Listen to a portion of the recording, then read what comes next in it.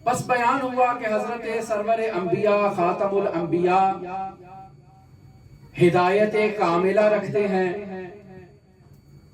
نجات کامل بخشنے کی صلاحیت رکھتے ہیں، نور کامل رکھتے ہیں، اور انسانیت کو وہ کمال نور عطا کرنے کی سعادت رکھتے ہیں، صلاحیت رکھتے ہیں، اور وہی صلاحیت خاتم الانبیاء سے ان کے اوصیاء میں منتقل ہوئی۔ اور پھر ان کی حیات طیبہ کا اگر مطالعہ کیا جائے بغور تو یہ ہستیاں اپنی زندگی میں کبھی کسی لمحے میں ہدایت سے خالی نہیں رہی۔ سرور انبیاء اس جنگ کے دوران جب درخت کے سائے تلے آئے کہ کچھ دیر آرام کیا جائے، اور ایک شقی کو یہ فرصت ملی کہ وہ مخفیانہ طور پر اس درخت تک پہنچ جائے، سرور انبیاء کی تلوار کو اپنے ہاتھ میں لے لے، اسے نیام سے نکالے اور سرور انبیاء پر تان لے کہ اب بتائیں اگر میں آپ کو اس تلوار سے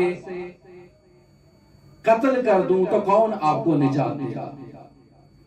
تو فرمایا میرا اللہ مجھے نجات دے گا۔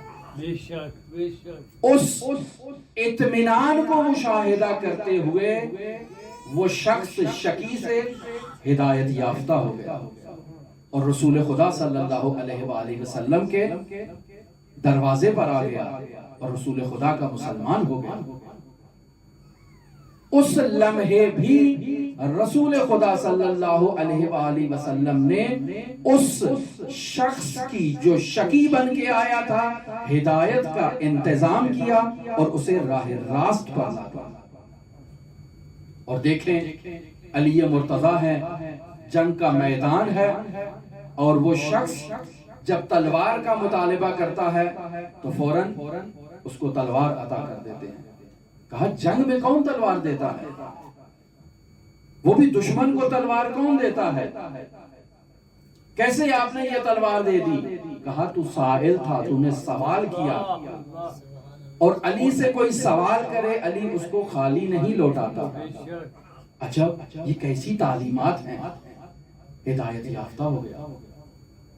اور پھر دیکھیں آپ تو کہیں کہ یہ وہ افراد ہیں کہ جنہوں نے اہل بیت علیہم السلام کو کوئی گزند نہیں پہنچایا، کوئی تکلیف نہیں پہنچائی، آسائش میں تھے، سہولت میں تھے، تکلیف میں نہیں تھے، تو انہوں نے عطا کر دی، ہدایت کر دی، رہنمائی کر دی۔ لیکن آئیں امام زین العابدین کی بارگاہ میں کہ وہ خاندان عصمت و طہارت کے پاکیزہ ترین ہستیوں کا قاتل جب آتا ہے اور پانی کا مطالبہ کرتا ہے تو اسے پانی سے سیراب کرتے ہیں۔ وہ سمجھتا ہے کہ شاید مجھے نہیں پہچانا، شاید مجھے نہیں جانتے۔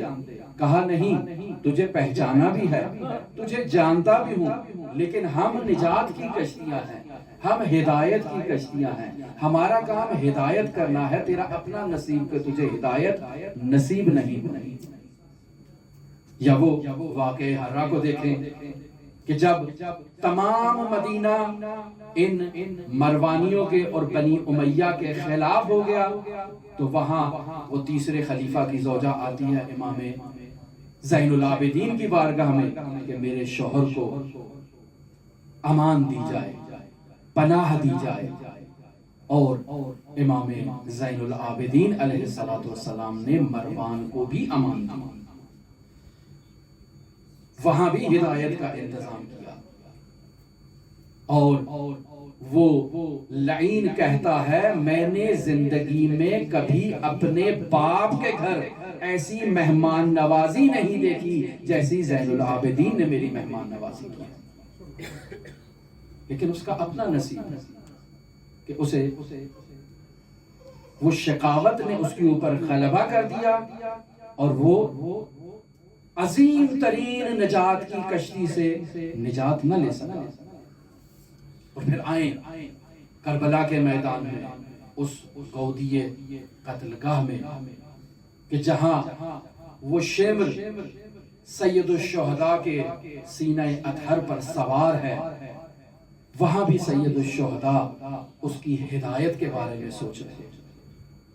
وہ ظلم کر رہا ہے لیکن سید الشہداء اس کی ہدایت کے بارے میں غور کر رہے ہیں۔ اور کربلا کے ماجرا اور واقعہ میں ملاحظہ فرمائیں تو لمحہ لمحہ یہ ہستیاں، یہ خاندان عصمت و طہارت کی مقدس ہستیاں ہدایت کا انتظام کر رہی ہیں کہ یہ لوگ گمراہ ہیں، مشکلات میں مبتلا ہیں، نہیں جانتے ہیں، انہیں اپنا تعارف کروایا جائے، انہیں اسلامی معارف سے روشناس کروایا جائے، شاید کوئی ان میں حر بن کر اس طرف آ جائے۔